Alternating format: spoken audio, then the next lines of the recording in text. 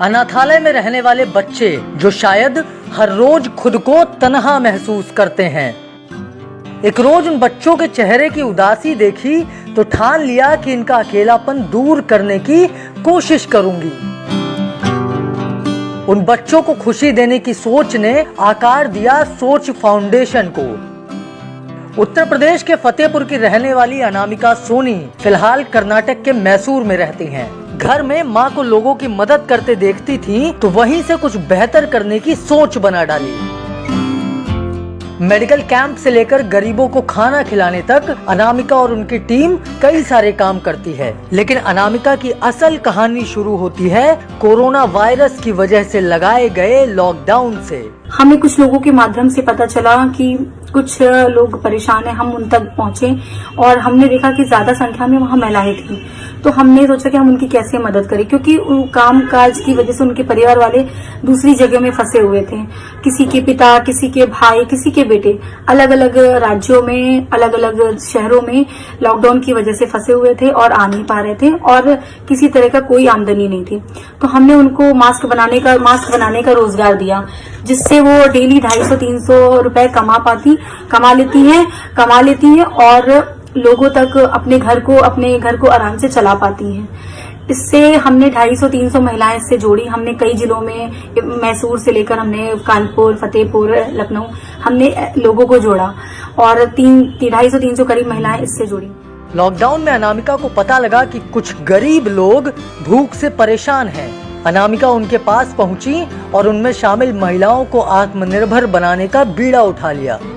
अनामिका ने उन महिलाओं को मास्क बनाना सिखाया और फिर यही उन महिलाओं के लिए रोजगार का साधन बन गया। खास बात यह है कि कहने को तो सोच फाउंडेशन एक एनजीओ है, लेकिन आप ये जानकर हैरान हो जाएंगे कि अनामिका और उनकी टीम ने बाहर से किसी तरह की मदद लेने की कोशिश तक नहीं की। उनकी टीम में जुड़े लोग अपनी मेहनत की कमाई इस नेक काम में लगाते हैं।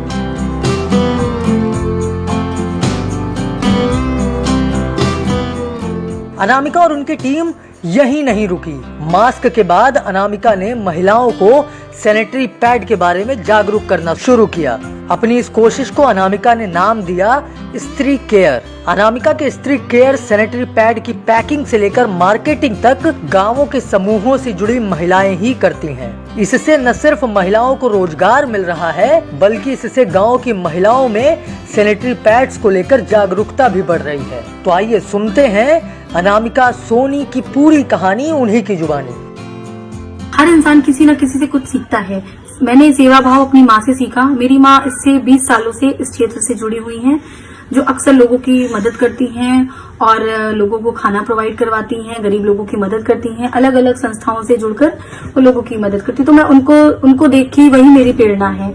मैंने अपनी संस्था की शुरुआत कर्नाटक के मैसूर जिले से की है। इसमें मेरे दोस्तों ने मेरा बहुत सपोर्ट किया है, मेरी फ्रेंड ने मेरा बहुत सपोर्ट किया, मेरे हस्बैंड ने बहुत सपोर्ट किया। हम अक्सर अनाथ आश्रम जाते हैं, वहां पे 70 से 80 गर्ल्स रहती हैं, जिनको हम फ्री एजुकेशन प्रोवाइड करवाते हैं और हम लोग एजुकेशन प्रोवाइड करवाते हैं। साथ ही साथ छोटे छोटे फेस्टिवल्स उनके साथ सेलिब्रेट करते हैं, उनके साथ खुशियां बांटते हैं, उनको किसी तरह हम खुश रखने की कोशिश करते हैं। हमारे माननीय मोदी जी ने सैनिटरी पैड का बहुत ज्यादा अभी अवेयरनेस करवाया। उन्होंने बहुत ज्यादा इसको लेकर मतलब लोगों को अवेयर करवाया है। तो हमने सोचा छोटा सा एक सहयोग हम भी कर दें अपने स्तर पे, क्योंकि कहते हैं ना बूंद बूंद से सागर बनता है। तो हमने सैनिटरी पैड स्त्री केयर के नाम से हमने लॉन्च किया और हम महिलाओं को उसमें रोजगार प्रोवाइड हम करवाने की कोशिश कर रहे हैं, हम करवा रहे हैं। इसमें हमें साध्वी मैम ने भी सलाह दी कि समूह की महिलाओं को जोड़ें। तो हमने समूह की महिलाओं से बात की और पैकेजिंग से लेकर मार्केटिंग से लेकर डोर टू डोर कैंपेनिंग तक हम ज्यादा से ज्यादा ग्रामीण महिलाओं को जोड़ रहे हैं, क्योंकि ग्रामीण में इसकी अवेयरनेस बहुत ज्यादा जरूरत है, अवेयरनेस है नहीं।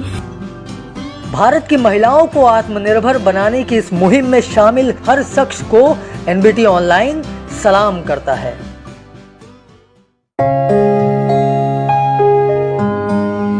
कर्म से जो अपनी किस्मत लिखते हैं,